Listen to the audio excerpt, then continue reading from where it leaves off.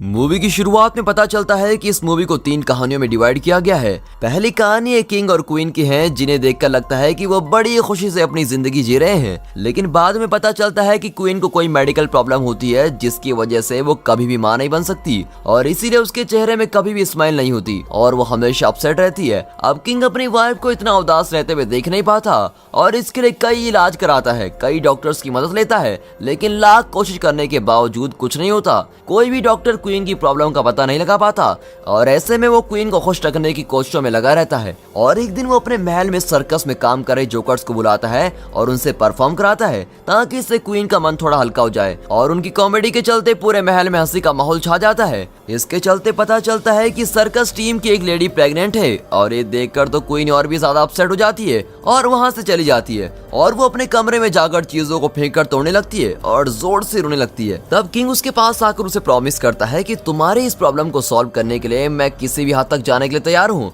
और ये मेरा वादा है। उस रात इन दोनों की ये प्रॉब्लम सॉल्व करने के लिए महल में कोई लंबा आदमी आया होता है और उनसे मिलकर कहता है कि मेरे पास क्वीन की इस प्रॉब्लम का ट्रीटमेंट है और मैं सब कुछ ठीक कर सकता हूँ। तब किंग उससे कहता है कि तुम्हारे जैसे तो कई लोग आ चुके हैं, लेकिन कोई कभी कुछ नहीं कर पाया और सभी असफल होकर लौट गए हैं। तब वो आदमी जवाब देता है कि नहीं नहीं, मैं जरूर इसकी प्रॉब्लम को सॉल्व कर सकता हूँ, लेकिन ये इस पर डिपेंड करता है कि आप इसके लिए कौन सी हद तक जाने के लिए तैयार हो और कौन सी लेवल तक जा सकते हो, यानी ये सिर्फ आपके हाथों में है। और किंग उससे कहता है कि मैं तो कुछ भी करने के लिए तैयार हूँ, बस तुम बताओ तो करना क्या है। वो कहता है कि अब आपको एक बच्चे की यानी एक लाइफ की जरूरत है, लेकिन नेचर में हमेशा बैलेंस होना चाहिए और अगर हम उसे इम्बैलेंस करना जैसा कुछ करते हैं तो तुरंत उसे बैलेंस कर देना चाहिए। तो आपको अगर एक लाइफ चाहिए तो उसके बदले में एक दूसरी लाइफ का बलिदान देना होगा। और किंग भी उसके लिए मान जाता है और वो आदमी उसे अगली प्रोसेस बताता है और कहता है कि उसे एक सी क्रिएचर को मारकर उसके दिल को निकालकर एक वर्जिन लड़की जिसकी शादी नहीं हुई है उसको दिल को पकाने को कहना है और क्वीन को उस दिल को खाना होगा और ऐसा करते ही वो मां बन सकती है। और फिर अगले दिन किंग खुद ही उस क्रिएचर को पकड़ने के लिए एक जरूरी कॉस्ट्यूम्स पहनकर सी में उतरता है और वो गहराई में जाते ही उस क्रिएचर को देख लेता है जो एक मॉन्स्टर है और वो सो रहा होता है और किंग धीरे से जाकर उसे एक नाइफ से अटैक करता है और उससे लड़कर उसकी बॉडी को चीरकर फाड़ देता है। लेकिन इस फाइट में किंग भी घायल हो जाता है और वो मर भी जाता है, लेकिन मरने से पहले वो उस जानवर के दिल को निकालने में कामयाब हो जाता है और क्वीन उस दिल को बड़े प्यार से लेकर अपने महल में जाती है और उसकी एक प्योर वर्जिन मेड को उसको पकाने को कहती है। अब जब मेड उसको पका रही होती है तो वो कुछ अजीब सा फील करती है और उसको स्वेट होने लगता है। कुछ ही देर में अचानक वो भी प्रेग्नेंट हो जाती है और यहाँ क्वीन उस पके हुए दिल को खा लेती है और एज एक्सपेक्टेड वो भी प्रेग्नेंट हो जाती है। अब यहाँ क्वीन और वहाँ वो मेड दोनों सेम टाइम पर अपने बच्चों को जन्म देती हैं और दोनों ही बच्चे लड़के हैं। क्वीन के बेटे का नाम एलिस है और मेड के बेटे का नाम जॉन है। और अब 14 साल के बाद दिखाते हैं कि ये दोनों बच्चे बड़े हो चुके हैं और टीनेजर बन गए हैं। अब क्वीन भी हमेशा खुश नजर आती है क्योंकि वो एलिस की खुशी में अपनी खुशी ढूंढ लेती है और इसी तरह मेड भी जॉन के साथ खुश रहती है।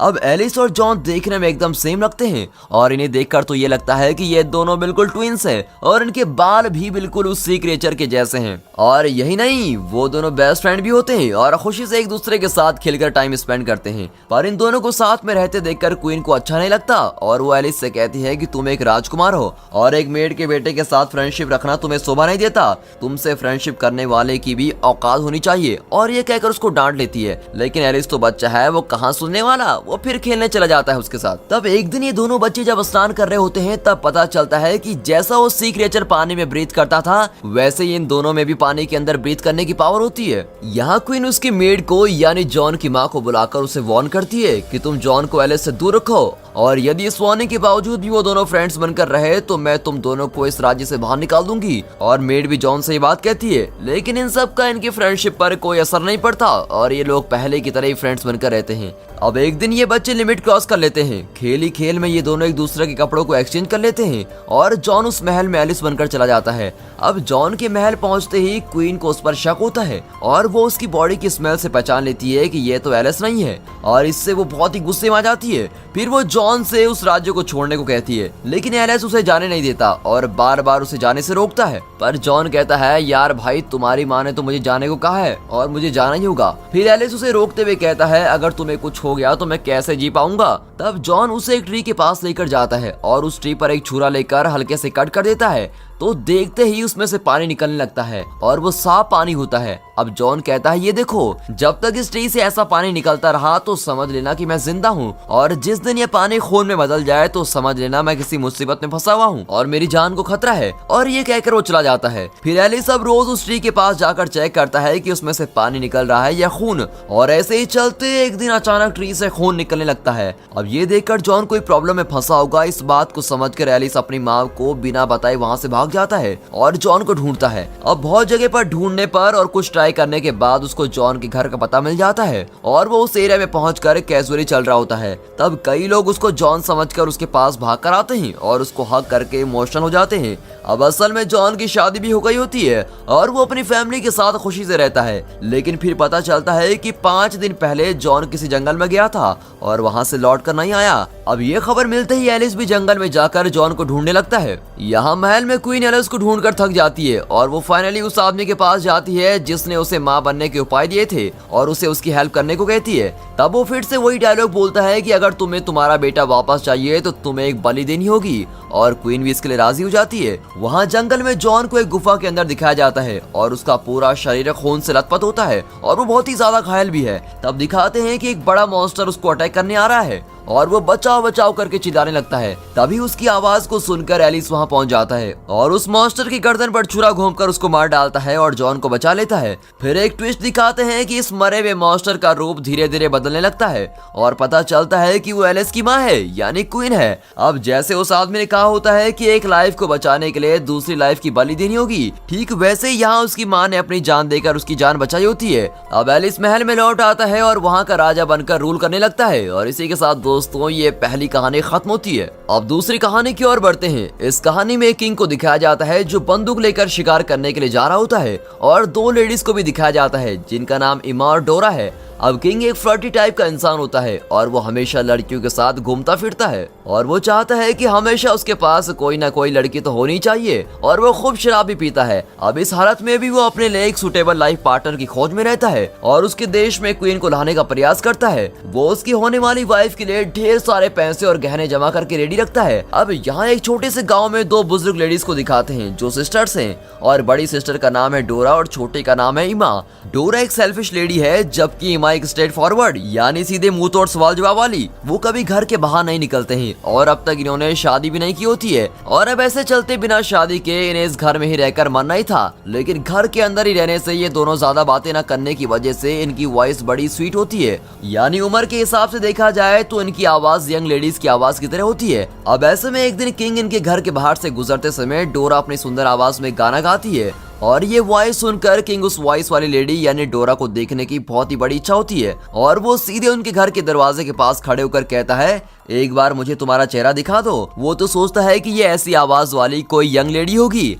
अब डोर नॉक करने वाला इंसान किंग है, ये पता चलते ही दोनों बहनें डर जाती हैं और सोचती हैं कि अगर किंग को पता चले कि हम ओल्ड लेडीज हैं तो वो गुस्से में हमको मार भी सकता है, तो अब हम क्या करें। अब थोड़ी देर बाद वो एक प्लान बनाते हैं। अब क्योंकि किंग सिर्फ उनकी वॉइस सुन सकता था, वो घर के अंदर से कहती है कि आज नहीं, आज अचानक आप मुझे बुला रहे हैं तो मैं कंफर्टेबल नहीं हूँ, आप 1 हफ्ते बाद मुझे बुलाइए तो मैं आऊंगी। और किंग भी ये सुनकर वहाँ से चला जाता है। अब अगले दिन से ये दोनों बहनें अपनी सिर्फ एक उंगली को यंग बनाने की कोशिश में लग जाती हैं और कई तरह के हर्ब्स को ट्राई करती हैं, लेकिन इनकी सारी कोशिशें बेकार हो जाती हैं और थोड़ी देर के लिए यंग दिखने के बाद वो उंगली फिर से ओल्ड स्किन में बदल जाती है। अब यहाँ इमा अपनी एक उंगली को काफी समय से अपने मुंह में रखकर उसे चूसती रहती है, तो कुछ दिन बाद देखने पर उसकी उंगली बहुत ही सॉफ्ट और बिना कोई रिंकल्स की दिखती है और बिल्कुल एक यंग लेडी की तरह। और ये सब करते करते उन्हें 1 हफ्ता बीत जाता है और फिर वो किंग दोबारा आता है और उनका दरवाजा नॉक करता है और कहता है कि 1 हफ्ता बीत गया, अब तो तुम्हें अपना चेहरा दिखाना होगा। अब ये लोग सोचते हैं कि अब ये हमें नहीं छोड़ने वाला,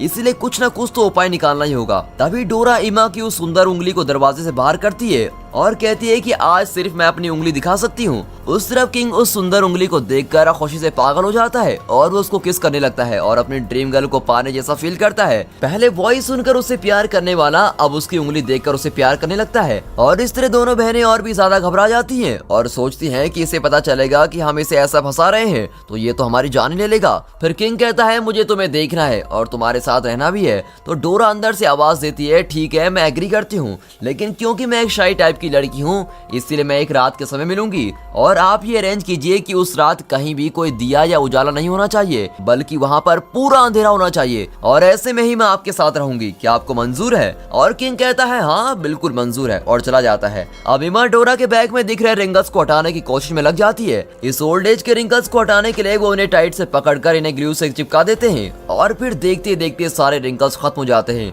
और टच करने पर उसकी स्किन बिल्कुल टाइट हो जाती है और एक बुढ़िया की स्किन लगती ही नहीं। फिर वो डोरा को वहाँ से जाने के लिए रेडी करती है और किंग का एक सोल्जर उसको लेने वहाँ पहुँचता है। अब उसके साथ चलते समय सोल्जर उसके रास्ते में दिख रहे दिए को बुझाते हुए चलता रहता है क्योंकि डोरा ने ऐसी कंडीशन ही रखी थी। अब वो महल में उसे कमरे में लेके जाता है जहाँ पूरी तरह से अंधेरा होता है और किंग भी डोरा के साथ अपनी रात गुजारता है और सब ठीक ठाक चलता है। लेकिन किंग को अपनी लवर का चेहरा देखने का मन करता है और वो डोरा के उठने से पहले एक कैंडल लेके आता है और रोशनी में डोरा का चेहरा देखता है और देखते ही वो एकदम शॉक हो जाता है और सोचता है कि मैं रात भर इस बदसूरत औरत के साथ सोता रहा।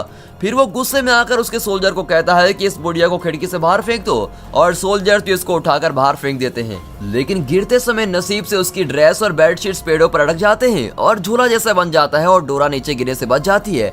और उसी समय वहाँ एक विच आती है और उस पर कुछ मैजिक करके कहती है कि इस ओल्ड लेडी को फिर से यंग बना दो और वो डोरा को एकदम यंग और सुंदर राजकुमारी जैसा बना देती है। अब अगले दिन किंग उसी जंगल में शिकार करने के लिए दोबारा जाता है और वो उस जंगल के बीच में खड़ी सुनहरी बाल वाली लड़की डोरा को देख लेता है और उससे पहली नजर में प्यार हो जाता है। वो डोरा को उसके महल में ले जाकर सबको बताता है कि ये मेरी होने वाली बीवी है। अब प्रॉब्लम यह है कि डोरा को वो कैसे यंग बनी इसका कोई अंदाजा नहीं होता और उस विच ने ऐसा क्या किया ये भी उसको याद नहीं। अब इन दोनों की शादी फिक्स होती है और डोरा इमा को अपनी शादी पर इनवाइट करती है। उस इनविटेशन कार्ड के साथ ही एक कॉस्टली ड्रेस भी भेजती है और इमा भी उस महल में पहुंच जाती है और वहां डोरा से मिलते ही उसे विश्वास से नहीं होता कि ये डोरा है, वो भी इतनी यंग और सुंदर। और वो उसे पूछती है कि तुम इतनी सुंदर कैसे बनी? तो इसके जवाब में डोरा कहती है कि मैंने अपनी बूढ़ी स्किन को नाइफ से कट करके उतार दिया है और धीरे धीरे मैं असली यंग लेडी में बदल गई हूँ। और ये कहकर वो उसको बाहर भेज देती है। अब इमा भी अपने घर लौटने के लिए निकलती है और घर जाते समय वो सोचती है कि अगर डोरा इतनी खूबसूरत बन गई तो मैं क्यों नहीं बन सकती? मैं भी तो बुढ़िया हूँ और मैं भी जवान हो सकती हूँ, मुझे भी यंग बनना है। और ये सोचकर चलते हुए वो रास्ते में एक नाइफ शार्पनर से यानी एक धार वाले आदमी को देखती है और वो उसके पास जाकर उसकी स्किन को उतारने के लिए हेल्प मांगती है और कहती है मैं तुम्हें अपने सारे गहने दे दूंगी, बस तुम मेरी स्किन उतार दो। और ये कहकर वो अपने सारा कीमती नेकलेस उसको दे देती है। ये आदमी तो इससे भी बड़ा बेवकूफ निकला। उसकी बात मानकर वो उसको एक जंगल में लेके जाता है और एक पेड़ पर बांध देता है और उसकी स्किन को एक एक करके नाइफ से उतारने लगता है। अब पूरी स्किन निकालने के बाद ऐसी हालत में इमा उस महल की तरफ जाती है और चलते चलते रास्ते में गिरकर मर जाती है। यहाँ महल में खुशी से लाइफ गुजारने वाली डोरा अचानक अपनी स्किन में आए हुए कुछ रिंकल्स को देख लेती है और वो फिर से बूढ़ी बनने जैसा फील करती है और किंग के देखने से पहले ही वो उस महल से बाहर निकलकर भागने लगती है और महल के बाहर निकलते ही वो फिर से एक ओल्ड लेडी में बदल जाती है और यहाँ कभी लौट कर नहीं आना है ये सोचकर वो तेजी से भागते हुए नजर आती है। और दोस्तों इसी के साथ ये दूसरी कहानी भी यहाँ पर खत्म होती है। अब देखते हैं मूवी की तीसरी कहानी। इस कहानी में भी एक किंग को दिखाते हैं जो एक छोटे कद का आदमी है और वो कुछ अजीब टाइप का है। उसकी वाइफ कई साल पहले मर चुकी है और उसकी एक बेटी होती है जिसका नाम वॉयलेट है और किंग वॉयलेट को दिल से प्यार नहीं करता। अब एक दिन किंग उसके हाथ पर एक पैरासाइट इंसेक्ट को देखता है जो उसका खून पी रहा होता है। अब उसे मारकर भगाने के बजाय वो उसको खुद अपना खून देता है और उसको पालता है। ऐसे ही रोज चलता है और वो पैरासाइट खून पीकर बड़ा होने लगता है। यहाँ वॉयलेट अपनी शादी के सपने देख रही होती है और उसको राजकुमार कैसा होगा, कहाँ से आएगा, इन सब के बारे में सोचने लगती है। लेकिन किंग को इन सब में कोई इंटरेस्ट नहीं होता। अपनी बेटी की शादी के बारे में सोचने के बजाय वो उस पैरासाइट को पालना और उसके साथ खेलने में लगा रहता है। अब एक दिन उसने जिस पैरासाइट को बड़े प्यार से पाला होता है वो बड़ा होकर कोई डिजीज से मर जाता है। फिर किंग उसकी बेटी की शादी करने की बात करता है और उसके लिए वो एक कंपटीशन रखता है और कहता है उस कंपटीशन में जो जीतेगा उसी से मेरी बेटी की शादी होगी। और वायलेट भी इसके लिए मान जाती है पर वो थोड़ा अपसेट होती है क्योंकि उसने अपने होने वाले हस्बैंड को खुद ही चूज करना था पर उसके पिता ने जल्दबाजी में सब कुछ अरेंज कर दिया है और किंग की बातों का मान रखने के लिए वो राजी हो जाती है। अब इस कंपटीशन के चर्चे उस देश में ही नहीं बल्कि बाहर के देशों में भी होने लगते हैं। तो कंपटीशन ये होता है कि किंग ने उस पैरासाइट की स्किन निकाल कर महल में रखी होती है तो आने वाले राजकुमारों को उसे देखकर ये पता लगाना होता है कि इस इंसेक्ट का नाम है क्या। और किंग कहता है कि उसे जिसने सही से पहचाना उसी से मेरी बेटी की शादी होगी। अब वहाँ कई युवक आते हैं और उस स्किन को गौर करते हैं और उसको टच करके फील भी करते हैं लेकिन कई टेक्निक्स और कोशिशों के बाद भी वो उसका नाम नहीं पहचान पाते। अब असल में ये पैरासाइट की स्किन छोटी होती है, लेकिन किंग ने इतनी बड़ी स्किन को वहां रखा होता है और इसीलिए उसको कोई पहचान नहीं पाता। अब कुछ देर बाद अचानक वहाँ एक राक्षस कुल का आदमी आता है जिसका नाम ओगरे है और वो दिखने में बहुत ही बदसूरत है। किंग के सोल्जर्स उसको अंदर आने से रोकते हैं, लेकिन वो कहता है कि वो इस कंपटीशन में भाग लेगा। फिर वो क्या करते हैं, वो उसको अंदर आने देते हैं। अब वो उस स्किन के पास जाकर उसको बड़े गौर से स्मेल करने लगता है और सुना है कि राक्षस कुल के लोगों में चीजों को सूंघने की शक्ति बहुत ही ज्यादा होती है। और ऐसे ही कुछ देर सूंघने के बाद वो उस पैरासाइट का सही नाम बता देता है और ये सुनते ही वायलेट वहां से तेजी से भागकर महल के छत पर जाकर सुसाइड करने का ट्राई करती है।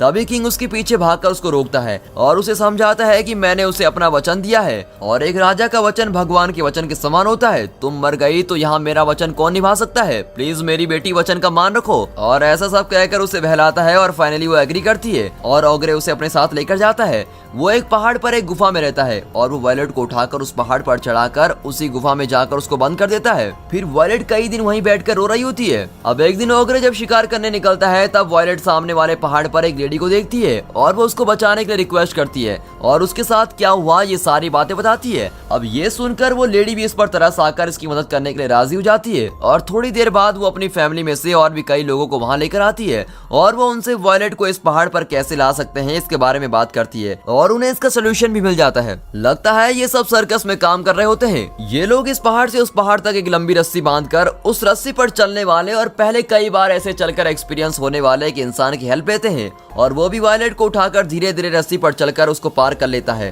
और वहाँ ऑलमोस्ट पहुंच ही रहा होता है। पर अचानक ओगरे उस पहाड़ पर आकर उस रस्सी पर चलने लगता है और वो आदमी भी उस पार पहुंच जाता है और सर्कस वाले उस रस्सी को काट देते हैं और ओगरे उससे नीचे गिर जाता है। अब ये सब सोच रहे होते हैं कि वो पहाड़ से गिरकर मर गया होगा। तभी कुछ दिन बाद वो वापस आता है और उसे कई जख्म भी आए होते हैं। वो उस सर्कस वाली फैमिली जिसने वायलेट को बचाया था उनके घर को ढूंढ लेता है और उन्हें एक एक करके सभी को मार डालता है और फिर वो वायलेट को देखता है। वायलेट के भागने पर वो उसका पीछा करता है और वायलेट एक गुफा के अंदर छिप जाती है, लेकिन वो उसको ढूंढ लेता है और वहां जाकर उसको पकड़ लेता है। अब वायलेट के पास और कोई रास्ता न होने पर वो उसको एक्सेप्ट करने जैसा हक करती